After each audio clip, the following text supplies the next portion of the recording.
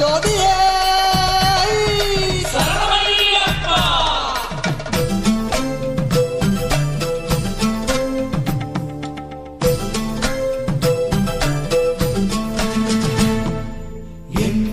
மனமும் ஐயாவும் தங்கரகம் பகவானே நீ அதிலே நாடும் ஊர்வல மரணம் நாளோறும் உன் அடியோர் சொல்லும் ஒவ்வொரு சரணம் அலை மீது உன் செவியில் அது தேனாய் பாய்ந்திடணும்.